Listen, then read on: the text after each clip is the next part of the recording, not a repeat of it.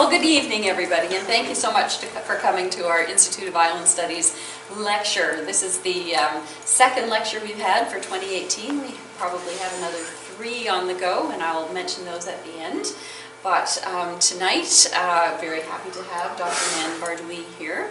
Before I introduce him, I'll just mention that the Institute of Island Studies and our offices are just down the hall. And Carolyn knows this perfectly well. I'm just talking about Carolyn, what the Institute is. Carolyn is on our executive, so she knows pretty well what the Institute is. It's a research, education, and public policy institute that deals with Prince Edward Island and other islands. We have a couple of banners here. At the same time, we're also quite closely tied with the Master of Arts in Island Studies program, and that is also just down the hall. So if you have to go, if you want to check out our offices on the way to the washroom, you'll see that they're just on the left there. So I'm going to introduce Jim Randall, who will talk about our mailing list and maybe say a few other words. Jim is also the UNESCO Chair in Island Studies and Sustainability, and it's coming up to 2 years now, I guess, our anniversary in July. And it's a 4-year term. He shares the chair with Godfrey Baldino from Malta, and it's quite an honorific. It doesn't bring much money with it, but we do have an expanded program now doing all kinds of really neat things with climate change and adaptations, subnational island jurisdictions, some really strong ties with China. So the work of the Institute of Island Studies through the UNESCO chair is expanding and is quite exciting. So I'll invite Jim to come on up and say a few words. Thanks, Laurie. And I should say, before I forget, I just wanted to give my own personal thanks to Laurie. I realize that this is the 3rd night in a row that Laurie has been out doing something related to island studies. And I just wanted to give my own thanks. Oh, thank you. We're going above and beyond. So my role is, as Laurie suggested, I'm the coordinator of the Master of Arts Island Studies program. For 16 years, that has been a thesis-based program. It continues in that vein. We've got a few of our thesis students here, and at least one graduate that I can see here as well. And if you're interested in an application of the thesis-based master's program, it's a curiosity-driven program, and we invite applications from students from all walks of life. We're just starting in August of 2018 a new course-based and work-study-based version of the master's program. And there are several innovations to that might intrigue either you or somebody you might know. One is that it's designed to be delivered in a hybrid fashion, with the first course 2 weeks intensive here on the campus. Then almost all of the rest of the course is online in a block format, one at a time. And then a final course 2 years from now, in person, 2 weeks, face-to-face. The second feature of it that is intriguing is the work-study portion. So there are 2 courses dedicated to working with an organization related to the theme of the cohort. And the third aspect is that it is specialized. So rather than being curiosity-driven, there are 3 potential cohorts. We're starting with a cohort in island tourism. Not necessarily PEI island tourism, but it could be world tour island tourism as well. And then after that, we'll be rolling out a cohort on sustainable island communities. And then we expect in 2020 to be rolling out a cohort in international relations and island public policy. So we're excited about that, and we're getting applications, excellent applications all the time now, but it's not too late. If you wish to apply, just come and see me. As Laurie suggested, in terms of the Institute, it's got this local mandate where we bridge the university and the community, and we've been doing a lot of things, including this lecture series. We're also the home of Island Studies Press, and I don't know whether Laurie is going to say anything about that, but all of you have probably read or heard of some of the publications associated with Island Studies Press, and it's affiliated with the Master of Arts Island Studies program. I have a sign-up sheet here. Many of you are probably already on the sign-up sheet, but if you want to be informed about upcoming lectures and other events, we won't sell your thing to any political campaign whatsoever, but we will inform you in the form of newsletters about upcoming events. So if you're not a member and you wish to be so, please feel free to sign. I'll hand it around and then I'll pass it back to Laurie. All right, thanks, Jim. So, as I mentioned, this is the second lecture for 2018. And if you've been here before, and I do see a number of familiar faces, you'll know that our lectures focus on aspects of history and culture of Prince Edward Island and other islands. So tonight's is on the other islands part, and some of our favorites, the Caribbean. Who doesn't love the Caribbean, especially in February, January, December, anyway, anytime. So at this point, I'd like to introduce our speaker, Dr. Nand Bardouille, who is a visiting professor in the MAIS, the Master of Arts in Island Studies program, where he teaches international relations of small island states. Dr. Bardouille is no stranger to Prince Edward Island. He lectured in our MAIS program in the fall of 2009. He also spent several years in Atlantic Canada, doing a BA in Political Studies at Memorial University in Newfoundland, an MA in International Development Studies at St. Mary's, and an MA in Public Admin at Dalhousie. He went on to do his PhD at York's Political Science Department, focusing on comparative politics and international relations. So when people ask him how he's enjoying the winter, he's had some experience. That's some experience, yes. Nand was born in Dominica and has spent much of his life going back and forth between Canada and the Caribbean for work and education. He served as a senior trade official at the Caribbean Community, or CARICOM, which we'll hear more about in a few minutes, Secretariat, the Caribbean Regional Negotiating Machinery, now the Office of Trade Negotiations at the Caribbean Secretariat, and the Organization of Eastern Caribbean States, or OECS Secretariat, now the OECS Commission. Prior to that, he briefly worked with the United Nations.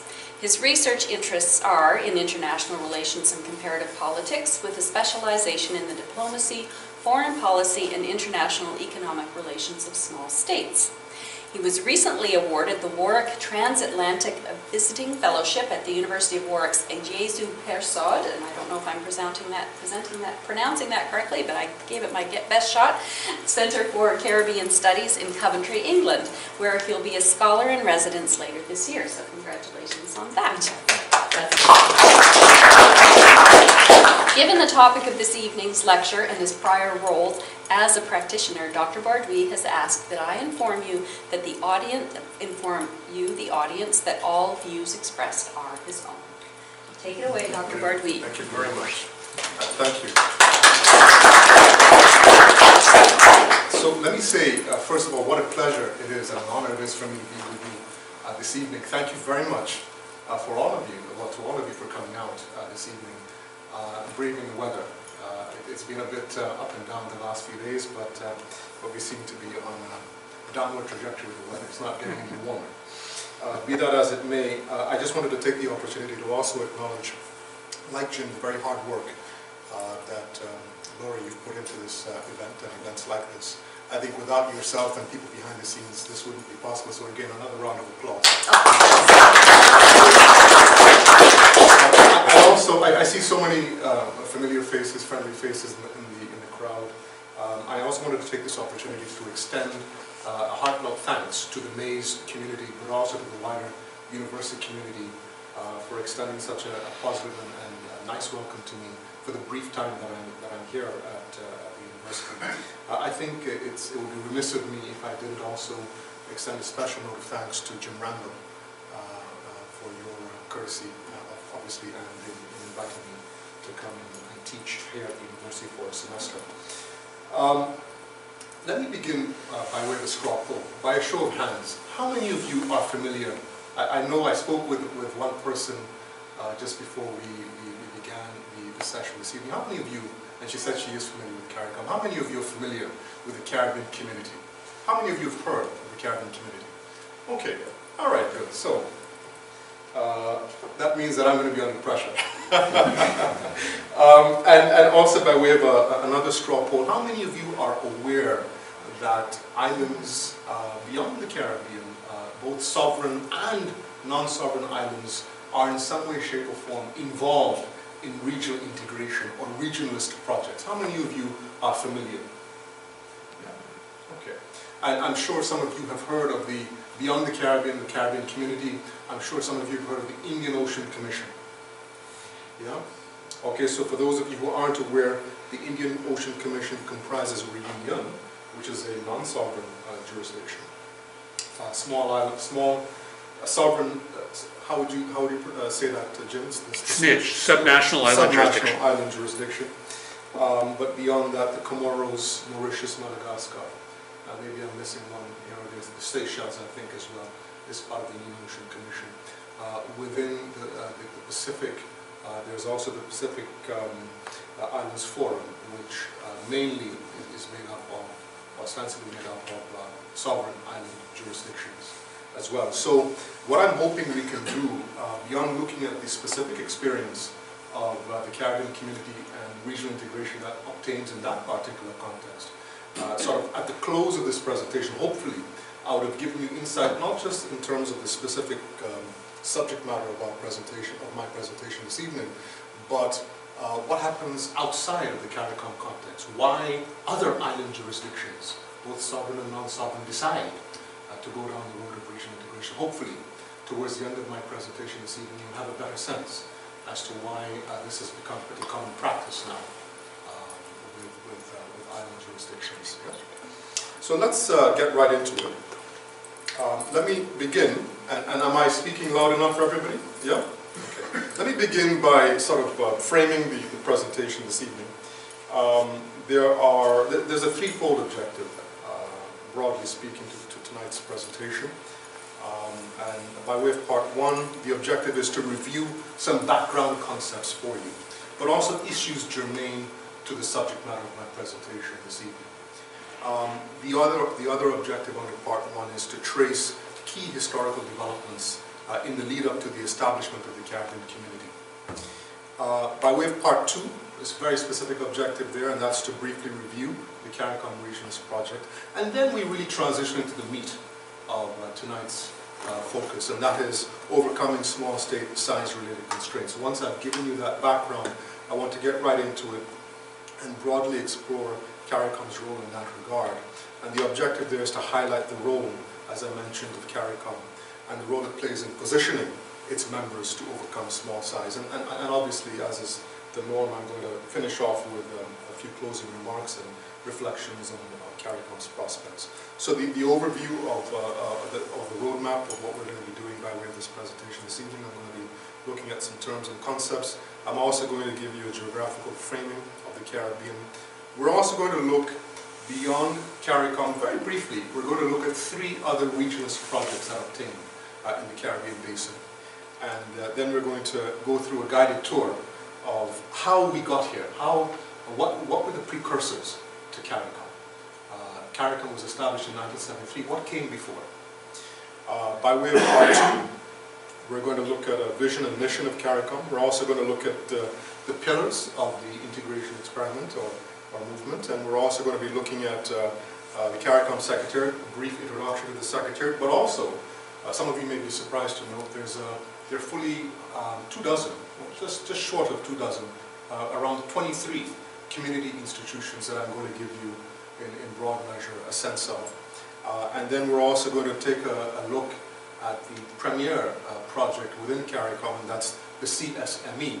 I'm not going to tell you what that acronym is for now. You'll learn in due course. But we're going to take a quick look at that initiative, and we're going to look at some challenges that currently obtain in respect of the community. And finally, we're going to, as I said earlier, get into the meat of things. And I'm going to do so by looking specifically at coordinated responses to transnational crime and climate change.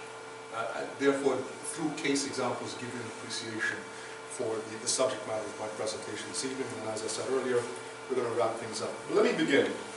Just a throwaway question, and my students who are in the crowd, some of them at least, are not allowed to answer this. What's a small state? That term is bandied about a lot, in particular in this program. But what is a small state? Any takers?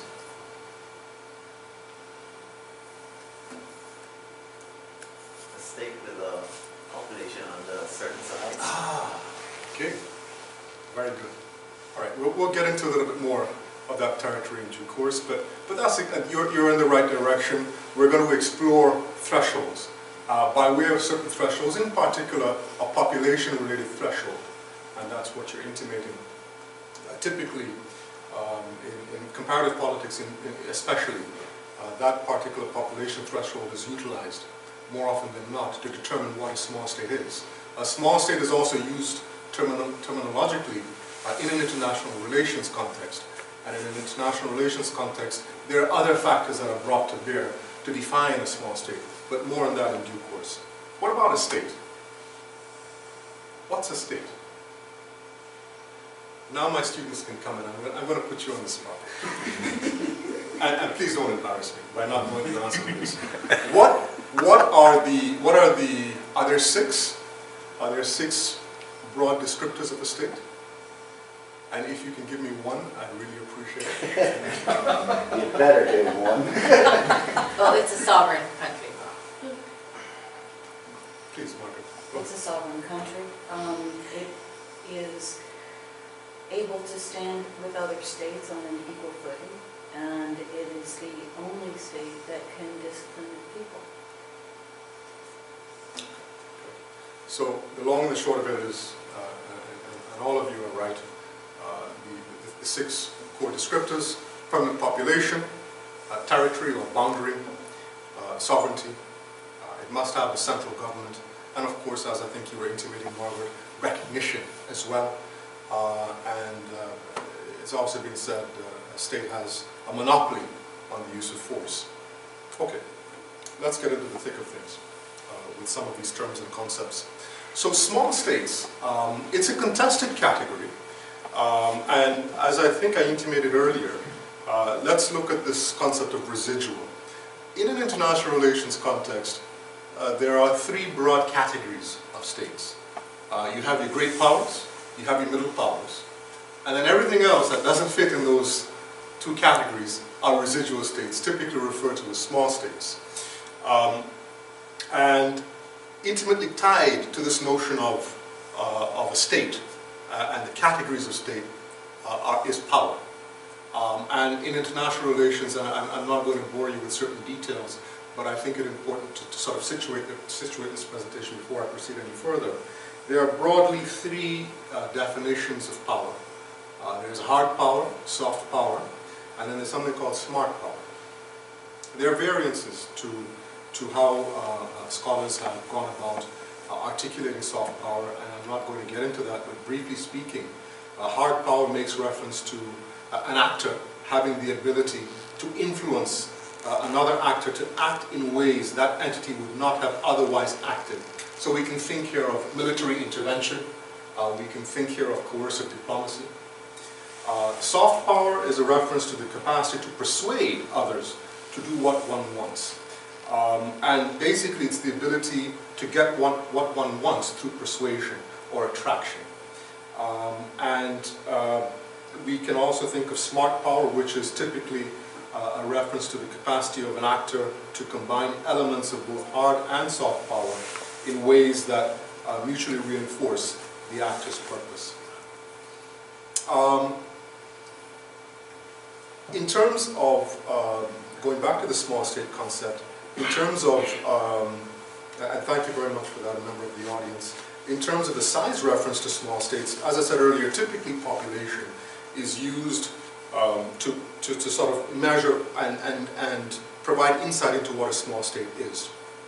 And the Commonwealth Secretariat, which has done very important work on small states and the small states category, has typically gone about describing or characterizing small states as those states with a population of 1.5 million people or less. Now, the Secretariat, however, does exercise flexibility in how it goes about classifying those states. And that's why I indicate on the slide there that it's a tricky proposition, establishing what small really is. So some countries with a population size that surpass the aforementioned threshold are typically accommodated in this category, as they are said to exhibit characteristics that typically are associated with smaller states. So I'm going to be more unhelpful to you. So there are scholars who have said, and one very important scholar in this particular line of research, Paul Screeton, he has said that, quote, "We know a small country when we see it. But generally," and I put it to you for our purposes here this evening, the full members of the OECS, and more on that particular regional integration project in a minute, the Organization of Eastern Caribbean States, the full members of that particular regional configuration, their populations combined don't rise beyond 600,000. So I think by any measure, collectively, those states are small states.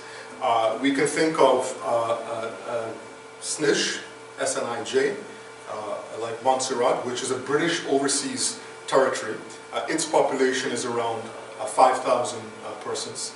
St. Kitts and Nevis with a population of 50,000, give or take. Grenada with a population of 100,000. Trinidad and Tobago, we're getting higher, as you can see by the numbers, 1.3 million. So that's just below the Commonwealth threshold of 1.5. But then we get into that territory that I made reference to earlier.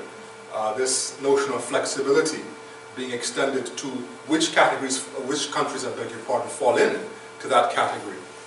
Surely Jamaica surpasses the 1.5 million person threshold, but is considered a small state. And Haiti, with a population of 10.1, is considered to exude some of the characteristics of small states. And my students will be familiar with some of these markers: small, open economies, largely driven by commodity exports, largely reliant on strategic imports, etc., etc., etc. What about a region? So we can think of a region here as a supranational subsystem or subsystems of the international system. Regional integration can be thought of as a process by which two or more states pursue cooperation, broadly conceived. And that cooperation typically is mediated by institutions and by formal agreements. And of course, this integration is pursued with a view to advancing mutual benefit. We can think of mutual benefit in a variety of ways, but broadly conceived for our purposes in a geoeconomic sense, in terms of some of the economic and other benefits that come along with integration. And then obviously regional integration is pursued in the interests of peace. And we can think here of the European Union. And those of you who are familiar with the European Union integration model will know that the very first steps that were taken towards what is today the European Union was the European Coal and Steel Community. And that European Coal and Steel Community harnessed the weapons of war, coal and steel, and turned them for peace. The very first countries, the Benelux countries, in addition to West Germany and others that were members of that nascent integration project, were committed to functional cooperation with a view, ultimately, to not necessarily going down the road of a panacea for, but pretty close to a panacea for avoiding war ever again on the European continent by harnessing, as I said earlier, these instruments of war in the service of peace. And through the decades, European integration has advanced apace. Initially with that idea in mind, how do we integrate with a view to never again visiting those terrible years, World War I, World War II, the period in between, and in fact going back decades in the 19th and earlier centuries, war and instability on the European continent. So we can think of integration in those terms as well, certainly with reference to the European integration model. Those terms I mean geopolitical and other terms. What about regional integration? Regional integration can also be thought, and this is a very important definition attributed to Ernest Haas, again a scholar of European integration studies, who has characterized or described regional integration as a process, quote, a process of how and why nation states voluntarily mingle, merge, and mix with their neighbors so as to lose the factual attributes of sovereignty while acquiring new techniques for resolving conflicts among themselves. No surprise that that word conflict has been embedded in that language. Just think to the comments I made earlier about the initial reasons for going down the road of what we today understand to be the European Union and what many decades ago was the European Coal and Steel Community. So cooperation typically begins by countries involved pursuing a free trade agreement. And again, this would be familiar territory for my students, scholars, and one of whom you see on the screen there, Bela Balassa, I believe he was a Hungarian scholar. He essentially spoke to 5 broad stages of integration. The very, very first stage of this multi-layered process can be thought of in terms of a free trade area, and then building on that, you go towards a customs union, a common or single market, an economic union, and then you're aiming beyond that for complete economic integration. Some would argue, and some thought this was the case with the European Union up until very recently, that it was heading in the direction of a federal state. I think, based on what you read in the news, you can form your own opinions as to what's going on in the European Union, but be that as it may, typically people, and certain scholars that is, attach as an end game to integration, certainly political union. Beyond that, regionalism, and this is another definition I wanted to throw out for your consideration. Regionalism can be thought of as a state or states-led project, which is essentially designed to reorganize particular regional space along defined economic and political lines, end quote. So let's take a quick visual look at the Caribbean. What is the space that we're talking about? Some of this will be familiar to certainly some of you, but for the benefit of those who aren't perhaps as familiar with the Caribbean, let's take a quick guided tour. So typically, when you refer to the Caribbean, obviously this is the Caribbean Sea, you refer to the Greater and to the Lesser Antilles. Antilles essentially means chain. And you can see in the Greater Antilles you have some larger islands, Cuba being the largest, the Hispaniola, which is made up of Haiti and the Dominican Republic. On either side of those couple of islands, you see the Cayman Islands and Turks and Caicos. Those are the SNIJs that Jim Randall made reference to earlier. The Bahamas up north. And then further down you get into the Lesser Antilles, which are made up of the Leeward and the Windward Islands.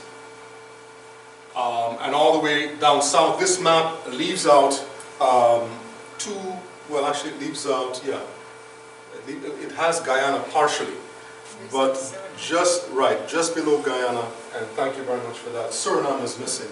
And Suriname is a Caribbean community state, or member state, and it is integrally a part of the Caribbean. Typically, those who aren't as familiar with the Caribbean will refer to the Caribbean as the islands. But as you will see when I talk about the ACS, which stands for the Association of Caribbean States, it has a much wider construct as to what the Caribbean entails. In the ACS construct, the Caribbean includes Mexico.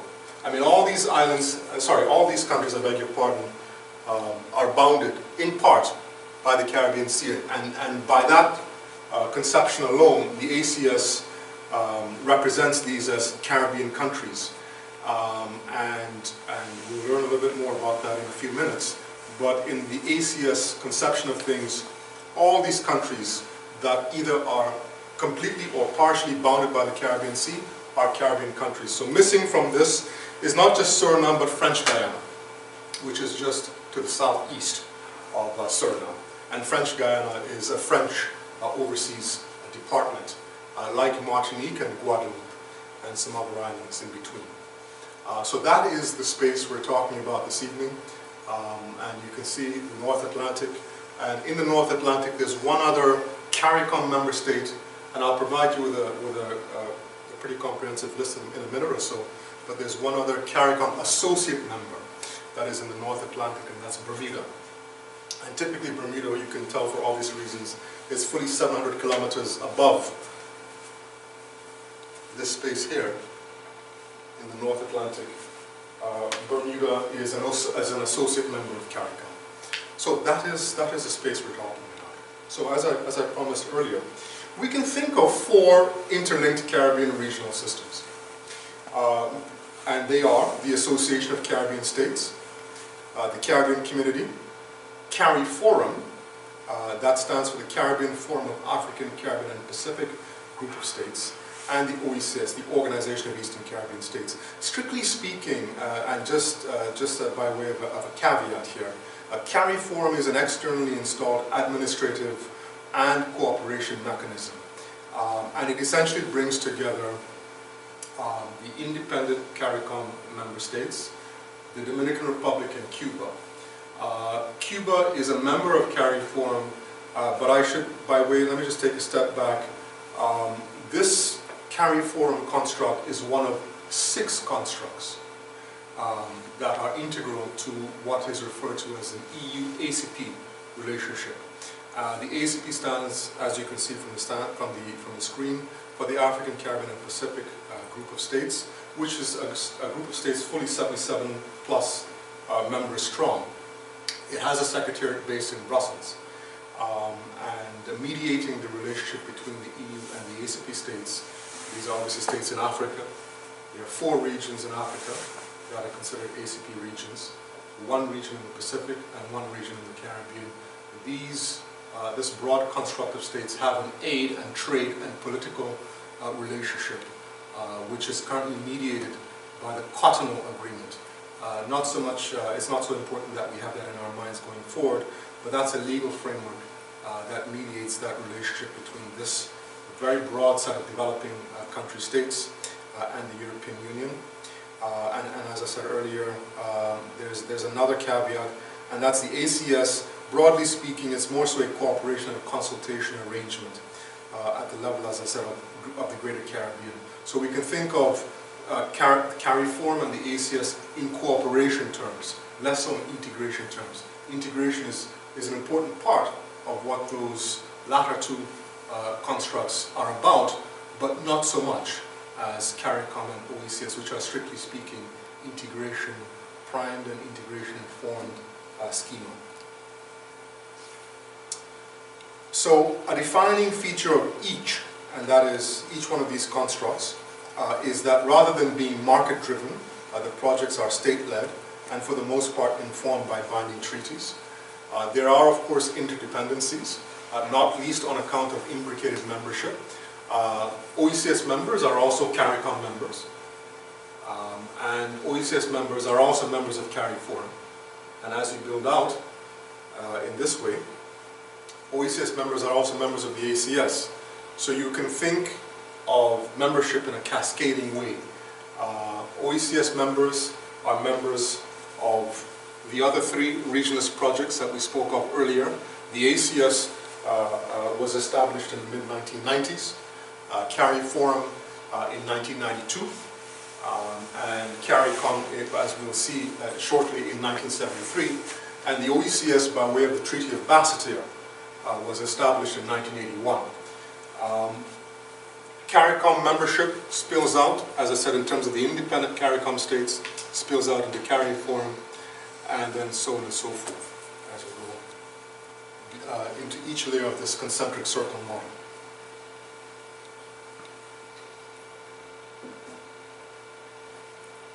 All right, so in terms of the membership of the OECS, the full members are Antigua and Barbuda, Dominica. That's the Commonwealth of Dominica, not the Dominican Republic. Grenada, Montserrat, which, as I said earlier, is a British overseas territory. St. Kitts and Nevis, and St. Lucia and St. Vincent of the Grenadines. Anguilla and the British Virgin Islands are associate members of this regional grouping, as are Martinique, by the way. Martinique is a newly admitted associate member of the grouping. As I think I mentioned earlier, it's a French overseas department. CARICOM, as I mentioned earlier, comprises the states you see on the board. The ACS, this is a rather long list, pretty much comprises all the states I mentioned earlier, in addition to which, as I intimated earlier, Mexico is thrown in the mix, El Salvador, Guatemala. Essentially all the Central American states are thrown into the mix, and we have Venezuela and Colombia as well. I'm not sure if I'm missing any others in that pool of states and non-sovereign entities you see listed there. In terms of the associate members, they are Aruba, Bonaire, which is a Netherlands possession, Curacao, French Guiana, Guadeloupe, Martinique, Saba, which is a Netherlands possession, St. Barthélemy to France, St. Martin, St. Eustatius to the Netherlands, and St. Martin. So I'm not sure how many of you are aware There is a Saint Martin with an I, and there's a Saint Martin with an EN. And the latter is Dutch, the former is French. Like Hispaniola, those two entities make up the one island. Yeah, so that is a list for your reading pleasure. In terms of CARICOM, I thought I'd give you a map-related visual. You will see there a reference to the full members. So we're talking about 15 full members, and then we're talking about 5 associate members. I made reference earlier when we had the map in front of us to Bermuda. You can see Bermuda. It's not in the Caribbean Sea, it's in the North Atlantic, but it is an associate member of CARICOM. So we see there Antigua, the Bahamas, Barbados, Belize, Dominica, Grenada, Guyana, Haiti, Jamaica, Montserrat, St. Lucia, St. Kitts and Nevis, St. Vincent and the Grenadines, Suriname, Trinidad and Tobago, and you see the associate members Angola, Bermuda, BVI, Cayman Islands, Turks and Caicos. So I promised to take you through a guided tour of sorts. And for that we must put our minds back to this particular region as being a colonial possession, as I'm sure many of you are familiar with this history of Great Britain. So Great Britain has had a centuries-long presence in the Caribbean basin, and it had possessions in the Greater Antilles. We can think here of Jamaica, and it had possessions in the Lesser Antilles as well. And through this centuries-long colonial relationship with the region, largely built on the sugar and plantation economy, it formed regionalist-oriented configurations, and we can think of these regionalist-oriented configurations by way of what was referred to as the British Leeward Islands and the British Windward Islands. And the British Windward Islands comprised Dominica, what is today Dominica, St. Vincent and the Grenadines, St. Lucia and Grenada. And the Leeward Islands comprised what at the time was St. Kitts, Nevis, Anguilla, which was the one. When St. Kitts, Nevis got its independence, Anguilla remained British overseas territory. And we also have Montserrat and Antigua and Barbuda thrown into the Windward Island mix. So over the years, these regionalist projects were advanced by Britain as the colonial overseer for a variety of reasons. It made sense efficiently to manage these very small entities. So for efficiency and other reasons, these islands were consolidated into these federal colonies. And this federal colony system went through a process of consolidation from the early 1870s. But by the late 1950s, what were known as the British Leeward Islands and the British Windward Islands had in fact been dissolved. And I should say that in the sunset of Britain's colonial oversight of what is still known as the Anglophone Caribbean, there was a recognition that these very small entities had a very small chance of surviving on their own. And the British authorities, the British colonial authorities at the time, decided that independence should be linked to integration. And although independence in the context of the Eastern Caribbean states came much later, in the case of Jamaica and Trinidad and Tobago it came in the early 1960s. In the case of other countries in the Eastern Caribbean it came in the 1970s, in the early 1980s.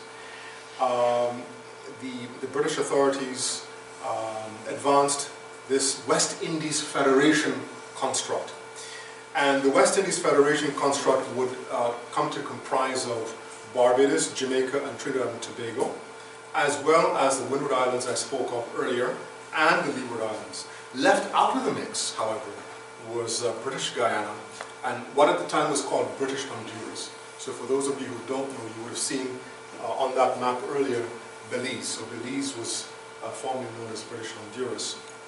Those countries, what are today countries, independent sovereign states, were not a part of this West Indies Federation construct. But the West Indies Federation was a short-lived regionalist experiment. Some of you are smiling in the audience. I suspect you're perhaps familiar with the history. It was essentially an attempt to bring together a federal experiment at integration. And for a variety of reasons, the West Indies Federation imploded in 1962. It lasted from 1958 to 1962. It was a short-lived, as I said, regionalist experiment, but yet it's another important example of integration that was exercised in the Caribbean basin in the period shortly leading into what would become independent states. And following a referendum in the early 1960s, Jamaica decided to withdraw, and this essentially is what precipitated the end of the West Indies Federation. Jamaica decided to withdraw from the West Indies Federation. And at the time, the head of, or the premier rather, of Trinidad and Tobago, Dr. Eric Williams, had a very fantastic formulation there that's often been cited by scholars, that the math is challenging, but if you know the history, it makes sense. 1 from 10 leaves naught. So essentially the idea there, and think of today's modern Brexit, there are sometimes parallels that are made between what Great Britain is involved in right now in terms of leaving the European Union and the impact on the Union, the impact on Great Britain, if you will, and what Jamaica did many moons ago. But at the time, Eric Williams was of the view that Jamaica's departure essentially spelled the beginning of the end of the West Indies Federation. And as I said earlier, the West Indies Federation came to its demise in the early 1960s. And the remaining states, once Trinidad had also removed, were unable to sustain this particular integrationist project. So, in the period since the early 1960s, fully 2 decades after the early 1960s, 13 more British colonies would become independent. And in the leading to the independence of many of these countries, there was a recognition that integration had to be pursued on these entities on their own terms. These countries under the leadership of Jamaica, Trinidad, Guyana, and Barbados got together and formed the Caribbean Free Trade Association. The very first effort, if you will, if you think back to those 5 stages of integration I made reference to earlier, a very first effort on their part, on their own terms, not guided by any colonial master, to in fact pursue integration through this Free Trade Association. And this Free Trade Association was formed in the 1960s, but was subsequently superseded by the subject of our discussion here this evening, CARICOM, in 1973. CARICOM, as I'm sure you know by now, stands for the Caribbean Community. And the Caribbean Community was actually formed, its constituent agreement is the Treaty of Chaguaramas, named after a place in Trinidad and Tobago. As I think I intimated earlier, CARICOM began as an agglomeration of ostensibly British, former British colonies, soon to be independent British colonies. And the Anglophone dynamic defined CARICOM for many years of its existence until 1995, when Suriname joined CARICOM. Suriname, for those of you who don't know, is a Dutch-speaking country. And Haiti, some years later in 2002, in the early 2000s, would join as a full member CARICOM. Haiti is a French-speaking country, as you know. So that changed the dynamic of CARICOM, but CARICOM essentially began as a Commonwealth, as a grouping of Commonwealth states and soon-to-be independent states. This lettering may in fact be quite small for you, but I myself need reading glasses to go through this, but I will do the best I can with this. You can think of here, and by way of a vision, CARICOM's vision is several-fold. One, for a community that is integrated, inclusive, and resilient, driven by knowledge, excellence, innovation, and productivity.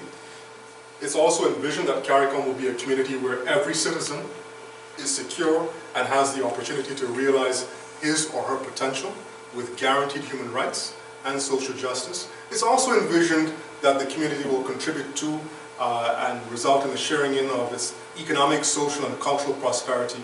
A community which is a unified and competitive force in the global arena is also envisioned.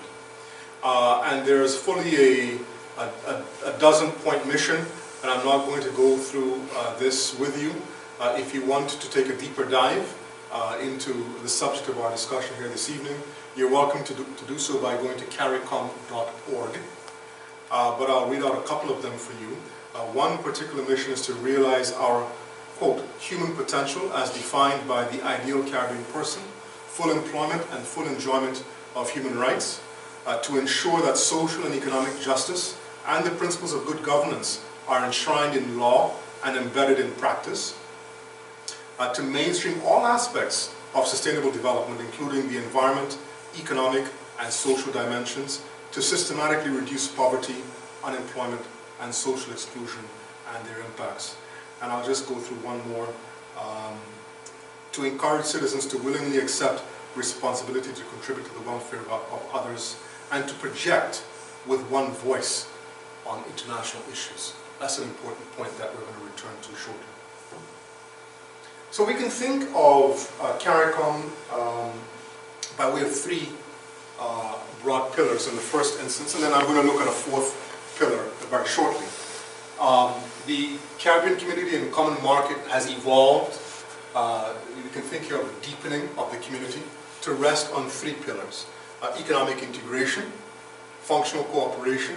We can think here of human and social development, as well as foreign policy coordination. I mentioned a minute ago that there's a fourth pillar that the community has also come to rest on, and that's security cooperation. And that's going to form the last part of my presentation this evening. This particular pillar came about in the 2000s in recognition of the growing threats to citizen security and other regional assets and institutions. So, a nice diagram for you.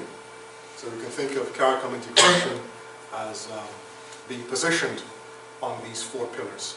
And incidentally, the work of each one of these pillars is driven by organs and bodies of the community. And by organs, that's technical language. We can think of economic integration. I'll give you one example. So COTED stands for the Council for Trade and Economic Development. That is a particular organ that is responsible in a policy sense, looking over the technical and policy work of this particular economic integration pillar. That, of course, does not preclude policy guidance that comes from another very, very important body or organ, and that is the heads of government meetings that take place every year, and then on an intersessional basis earlier in the year around February and March.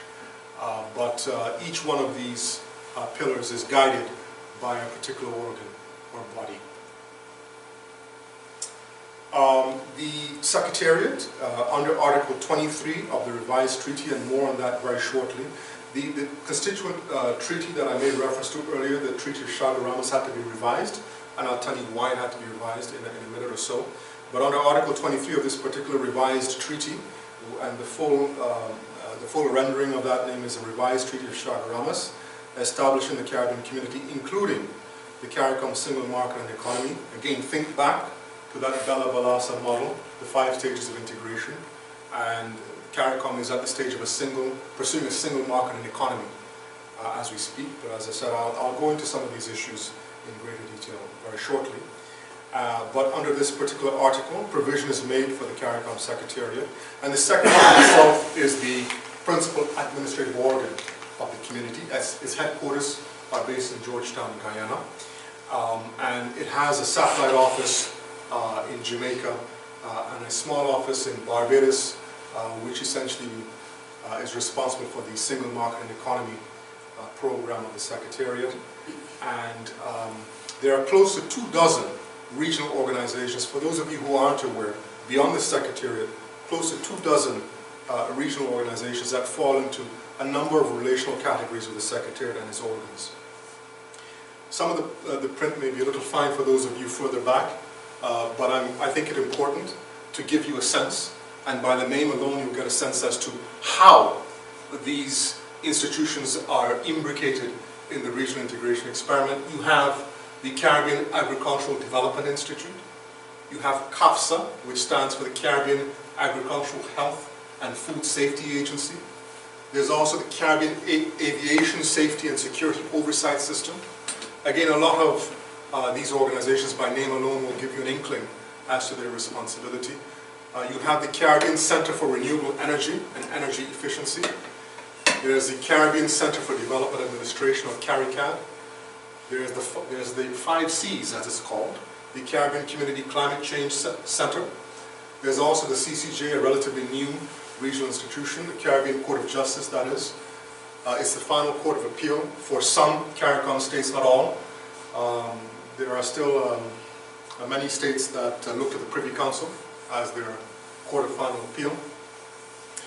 There's a CDB, or the Caribbean Development Bank. One of the premier examples of functional cooperation in the Caribbean is the Caribbean Examinations Council. So if you are to have any kind of engagement with anybody who hails from the British-speaking, the Anglophone Caribbean, they will talk about the CXCs that they all have to write at some point in their lives. And that is something that is a very tangible expression of CARICOM in the lived experiences of persons who hail from the Anglophone Caribbean, because invariably everybody of a certain age has to write this CXC examination to move out of the school system. And then you have the Caribbean Export Development Agency, the Caribbean or otherwise known as Caribbean Export. There's also the Caribbean Institute for Meteorology and Hydrology, the Caribbean Law Institute, or the Caribbean Law Institute Center, and the Caribbean Meteorological Organization. There's also the Caribbean Regional Fisheries Mechanism, which is based in Belize. All these institutions are based in different CARICOM countries. The CDB is based in Barbados. Caribbean Export is also based in Barbados with a small satellite office in the Dominican Republic, which is not a CARICOM member state. You also have the Caribbean Regional Information and Translation Institute, the Caribbean Telecommunications Union, the CTO, which stands for the Caribbean Tourism Organization. You also have the CCC, the CARICOM Competition Commission, and the CARICOM Development Fund, the CARICOM Implementing Agency for Crime and Security, which we're going to take a deeper dive into, and the Council of Legal Education, and a couple of other academic institutions there, one of which is UWI, the University of the West Indies. So the premier initiative in respect of the CARICOM Regions Project is the CSME. And at a meeting of regional leaders, which was held in the late 1980s, there was an emerging consensus that this thing that was referred to as a common market needed to evolve into a single market and economy.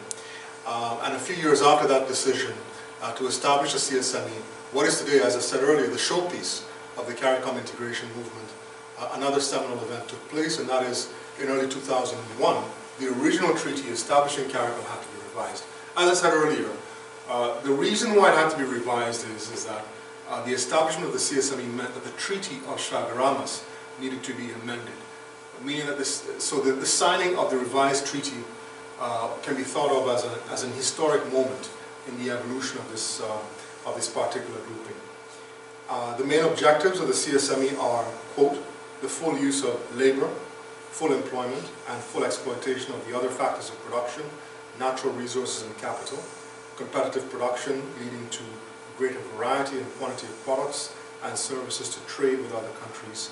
It is expected that these objectives will in turn provide improved standards of living and work and sustain economic development, end quote.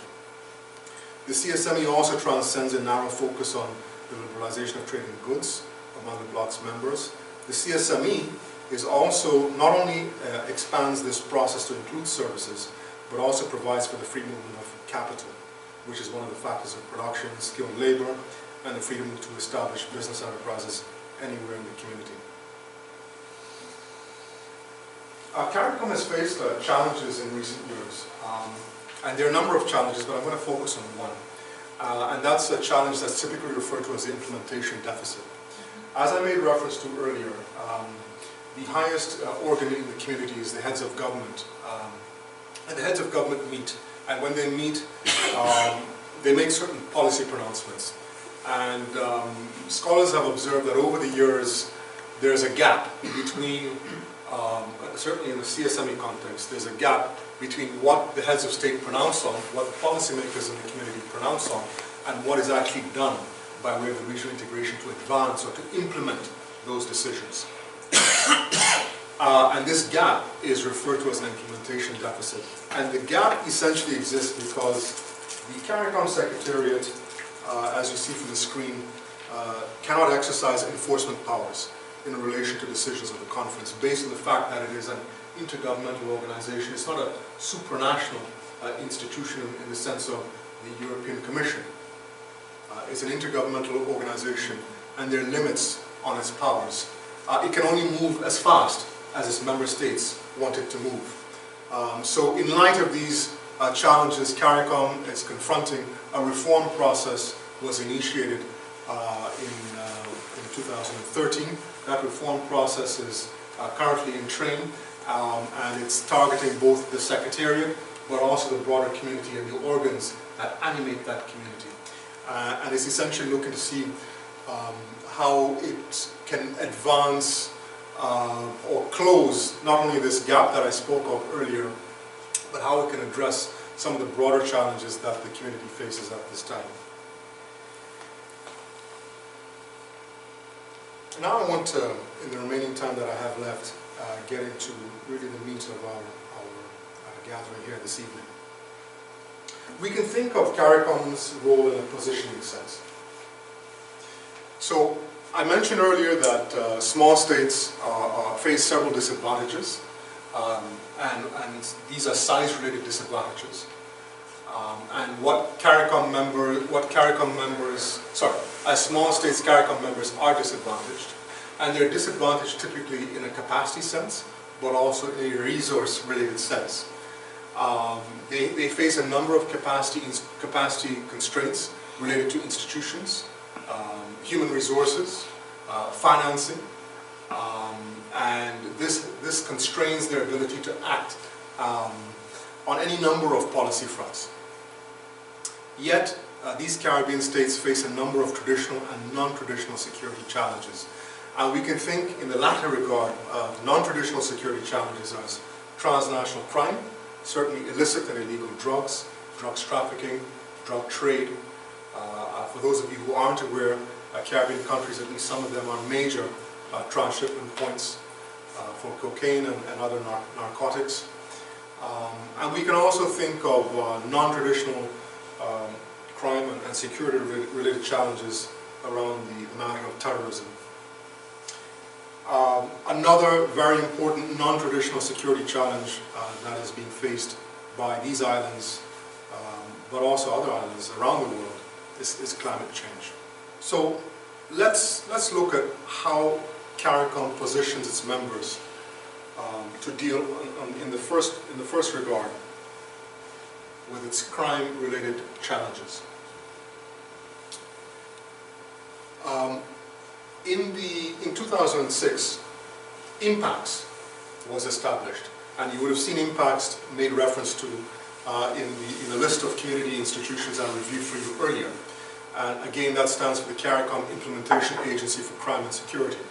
And the agency essentially comprises IMPACTS, which is located in Trinidad and Tobago, along with a Joint Regional Communications Center, or sub-agency, which is located in Barbados, and a Regional Intelligence Fusion Center, which is another sub-agency which is located in Trinidad and Tobago. And IMPACTS essentially serves as the implementation arm of a new regional architecture which manages CARICOM's action agenda on crime and security. So CARICOM IMPACTS is part, as I said earlier, of this regional framework for crime and security. And the regional framework was established by CARICOM heads in July 2005. The establishment of the framework heralded the advent of this fourth pillar of CARICOM integration, which I spoke of earlier. And this is a visual rendering of that framework for managing crime and security. There are standing committees for police commissioners from the different member countries. There's a standing committee of military heads, a standing committee of chiefs of immigration, a standing committee of controllers of customs, a standing committee of heads of intelligence and financial intelligence units, and a standing committee of heads of corrections and prison services. These standing committees do a lot of technical work that feed in to this apparatus, moving up the way to what isn't currently in place, something called the Council for National Security and Law Enforcement. And that in turn feeds into the lead head of government who has responsibility for crime and security. And I should say that within the CARICOM system there's a quasi-cabinet, and each prime minister or head of government has a specific responsibility along thematic lines, a particular role in this quasi-cabinet. And this, one of those themes centers on crime and security, and of course the premier policy-making organ, the Conference of Heads of Government, which has overall oversight of not just these security issues, but the other thematic security issues that, the other thematic areas that obtain in the CARICOM integrations project. So IMPACTS has a direct responsibility for, quote, research, monitoring, and evaluation, as well as the analysis and preparation of background documents and reports, as well as project development and implementation of the regional crime and security agenda. CARICOM states leverage this particular institution to, amongst other things, reduce transaction costs, but also to advance coordinated approaches to shared governance and public policy challenges that stem from an increasingly complex security environment in the Caribbean basin. One very important and current example is that at a meeting of CARICOM heads of government, which was held earlier this year, a counterterrorism strategy was approved. An agreement was reached to table related legislation by the 4th of July 2018.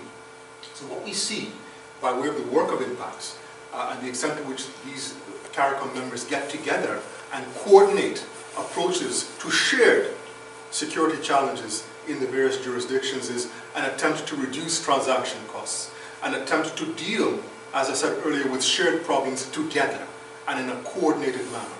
And in that way, not only do you reduce costs that would come to bear typically in a resource-poor, small country environment, small state environment, this coordination leads to better sharing, in this case, of intelligence, better sharing of information, so that you combat shared problems in a more efficient and effective way. These very complex crime and security problems don't stop at the border. They don't respect borders. Criminal elements go beyond borders. So these states come together by way of this particular institution to collectively tackle those shared security problems. That's one very important example of how this particular institution works, and works to the benefit of these members on security and crime, well, certainly on the crime and security front. I also made reference earlier, and this is in respect of the climate change case I wanted to bring to your attention. I also made reference earlier to the 5 C's. And the 5 C's, as I intimated, stands for the Caribbean Community Climate Change Center.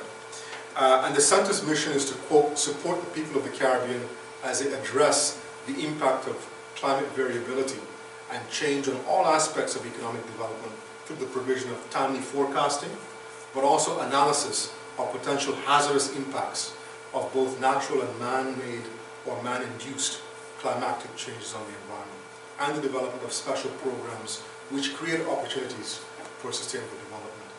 The center, as I think I intimated as well earlier, many of these institutions are spread out in the various member countries. In the case of this particular center, it's based in Belize, and it has a number of ongoing projects, including planning for climate-compatible development in the Caribbean, which is very, very important. A member of the audience asked me earlier, before we began this evening's session, about Dominica, where I'm originally from.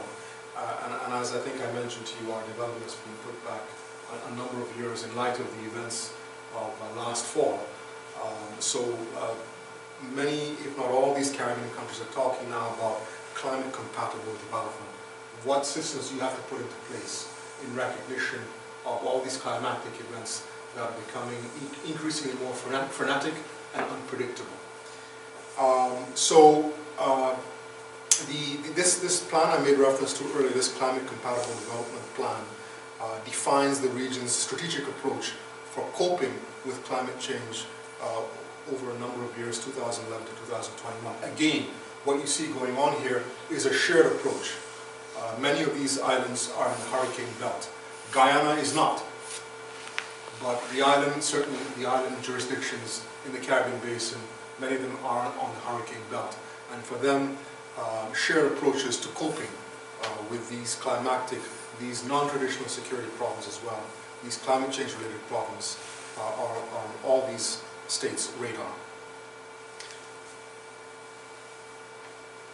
Certain CARICOM institutions would have played an active role in lending assistance to CARICOM member states in the lead up to, I'm sure many of you were monitoring the news at the time, the 2015 United Nations Climate Change Conference.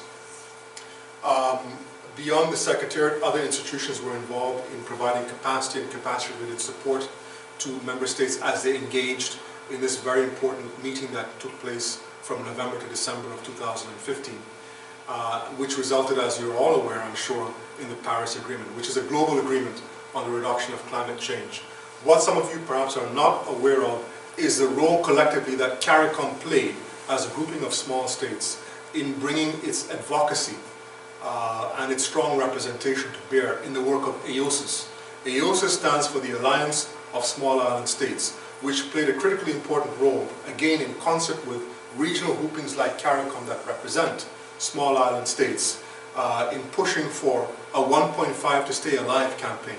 And again, the rationale here is that in the coming years,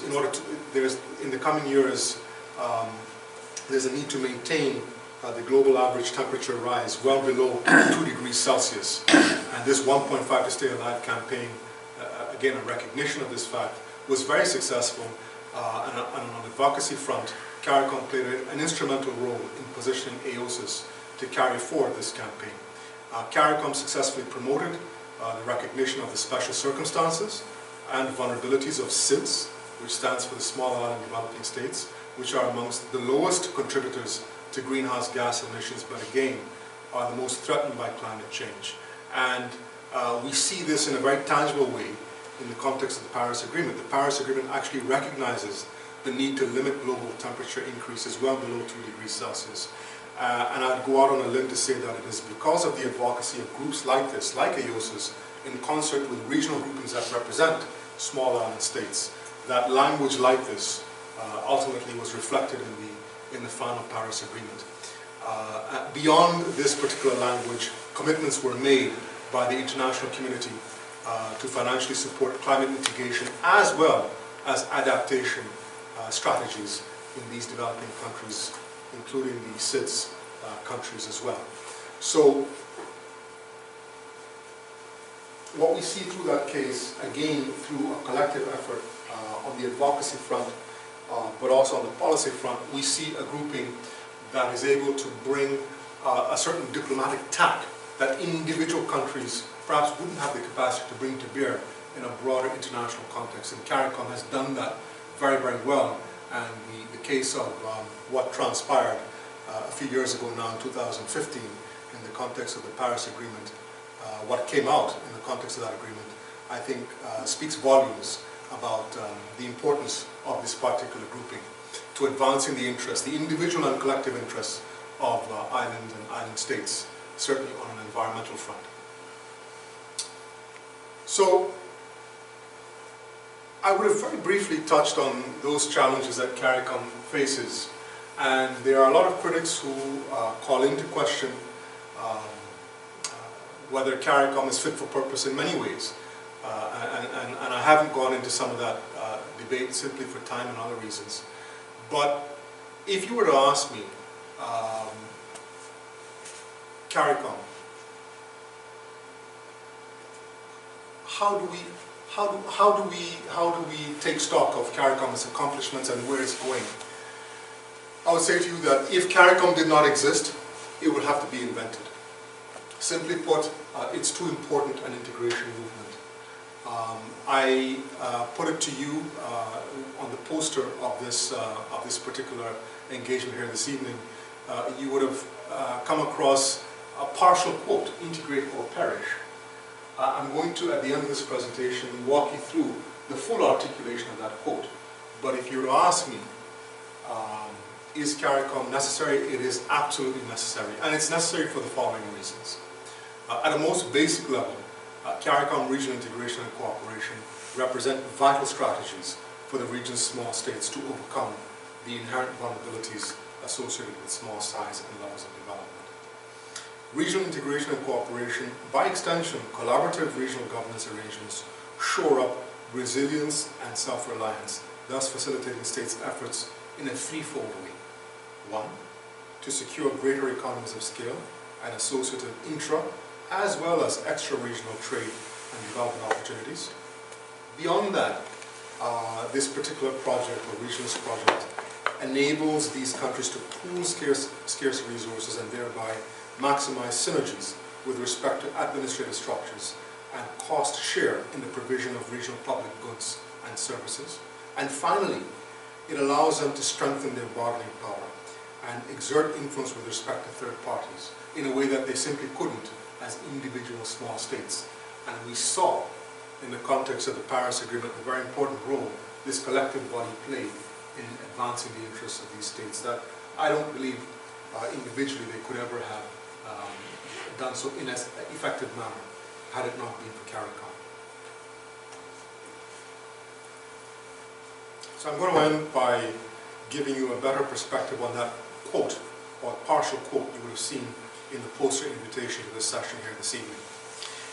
And it's attributed to the late Forbes Burnham, the Prime Minister of the late Prime Minister of Guyana. He said, quote, "Either we weld ourselves into a regional grouping serving primarily Caribbean needs, or, lacking a common positive policy, have our various territories and nations drawn hither and thither into and by other large groupings, where the peculiar problems of the Caribbean are lost, or where we become the objects of neo-colonialist exploitation and achieve the pitiable status of international mendicants. This is the naked truth. Either we integrate or we perish, unwept, unhonored." End quote. So, ladies and gentlemen, that concludes my formal presentation. I'd be happy, through the moderator, to entertain any questions you may have. Thank you.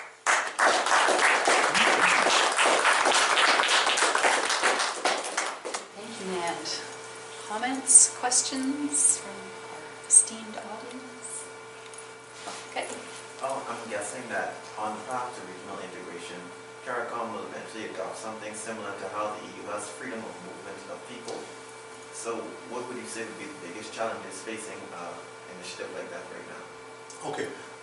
What I will say is, because the focus of tonight's presentation was on CARICOM, I think I should say again for the lay audience that the OECS, the Organization of Eastern Caribbean States, has achieved a level of integration that CARICOM has to date not achieved.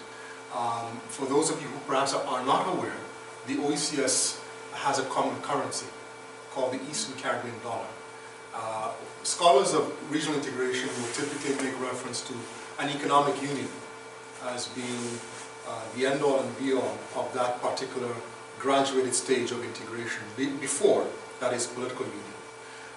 In the early 1980s, the Eastern Caribbean Currency Union was formed, as well as the Eastern Caribbean Bank, or ECCB. And the Eastern Caribbean Bank, which is based in St. Kitts and Nevis, issues a common Eastern Caribbean dollar, which is used in the Eastern Caribbean countries. So they have achieved a level of integration on those terms alone that CARICOM has yet to achieve. There's a common monetary policy that's practiced through this central bank and other apparatuses of integration in the OECS. But I will also say to you that the OECS has tried at various stages to advance a political union. But there have certainly been 3 to 4 times that the OECS has tried to do so, but it has not been successful. CARICOM is is a very diverse group. And to your question, I think CARICOM is a very long way off before it certainly gets to what the OECS has so far accomplished as a very small agglomeration of states. So to your point about political integration at some point in the future, I think we're a ways out from that. Right now, CARICOM is in many ways struggling to advance not just on the single market, but its roadmap for the single economy has in fact fallen back in terms of a schedule that it had put into place many years ago. And those are some of the challenges that I have not touched on in this presentation for time reasons, but on the single economy alone, CARICOM has fallen back on a schedule that it had put into place many years ago. So I think the community is a very long ways off from any notions of a political union. Ian, did you have a question? No? Okay, Mike, sorry. I noticed in the list of organizations, there was quite a number of lists dealing with specific things like agriculture and the investments and banking. I'm just wondering, is there one organization in CARICOM that deals with disaster relief in all the areas? Excellent question. And I hope yes, I hope No, it's not. yeah, it is Sedima. I'm wondering if it's been removed from this list. I don't recall. Yeah, I think inadvertently so. Yes, Sedima. This is a Caribbean Disaster Emergency Management Agency. That's what Sedima, the acronym, stands for. And it plays a critically important role, again, in the wake of natural disasters like my country faced last fall, in activating resources, in communicating with donors, in actually having a presence on the ground in a coordinated fashion to bring resources to bear in a situation, certainly in the case of Dominica, where the government essentially shut down in the days immediately following that natural disaster. So it brought expertise and resources to bear that the government on its own simply didn't have the wherewithal to bring to bear. And Sedema plays a very, very important role, as I said, on a number of disaster-related fronts, more recently in the context of hurricane and hurricane recovery efforts. Yes, for sure. Thank you for that question. So they're able to mobilize Absolutely. yeah. Absolutely. Comments or questions? I'm curious about the role of non-independent states within CARICOM. There are a fair number of those, which I do. First of all, do all of those non-independent states a membership status in CARICOM or associate membership status? Yeah. Particularly curious about Puerto Rico. Is it part of CARICOM? No. Puerto Rico is part of the U.S. Commonwealth. Yes. It is not. It has no associate or full membership status with CARICOM.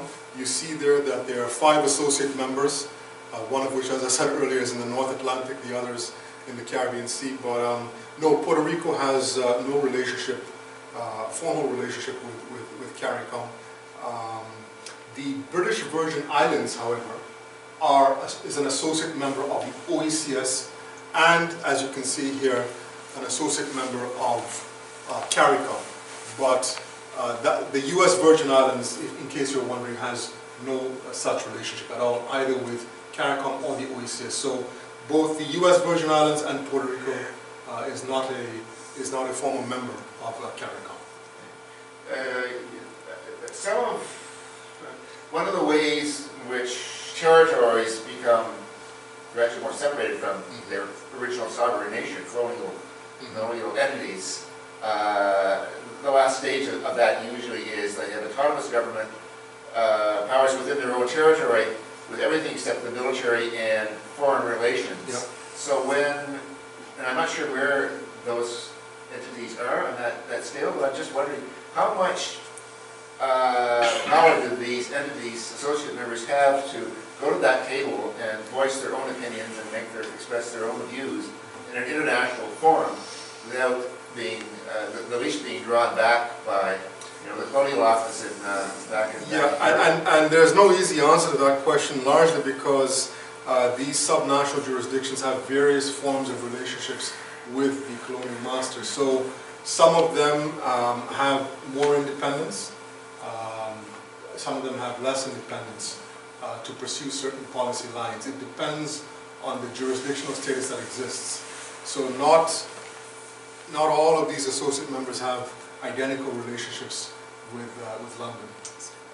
So by extension, that impacts what it is they are or are not able to do on a policy front. You can't sort of group these associate members into the one group or one block, if you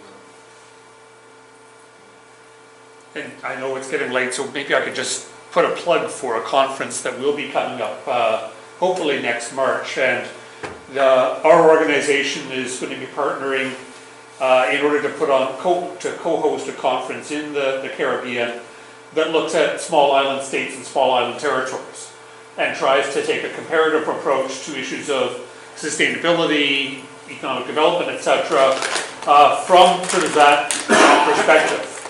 What is the relationship between island territories to the metropoles versus the relationship between island states, either to supranational organizations or the world as a whole? So keep your ears open, because that conference will be going on. We haven't said exactly where it's going to be, but I'm sure it'll be in a warm location in March. Yes. If I may, I would just like to go back to the listing of the organizations that you have, which is very comprehensive. Okay, just But let me... I there it don't, is, yes, normally there it is. I wouldn't say anything, but there is an organization based in Trinidad that focuses only on social policy, which separates it from all of the organizations you've got listed there. And I'm trying to think, it's a UN agency, and for the life, it's just not coming to my mind what it is. Okay. It's,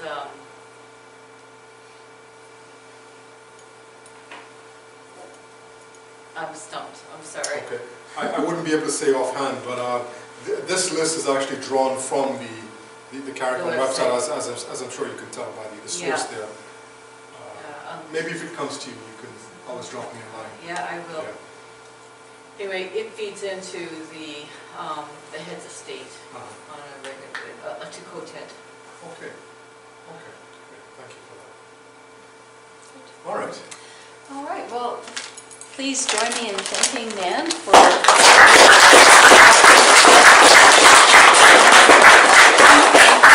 That's very kind of you. Thank you. Yes. Thank you very much. Thank you. And thanks for your attention. Thank you very much for coming. Thank you. I'll just mention before you head out, our next lecture is on April 17th. It features Catherine Doerr. We'll be talking about Georgina Pope, the making of a Canadian military nursing heroine, in advance of her book, which will be coming out from Island Studies Press in the next few months. And then we'll have Dr. Kate Scarth talking about Ella Montgomery. Her working title is Ella Montgomery's Urban PEI, or as she's joking, Anne of Charlottetown and Summerside. And videos of our lecture, courtesy of Mike here, my husband, who's been diligently videotaping us. They are available on our website at islandstudies.com. So within the week, we should have Nan's up there as well. So again, thank you very much for coming, and safe home, everybody.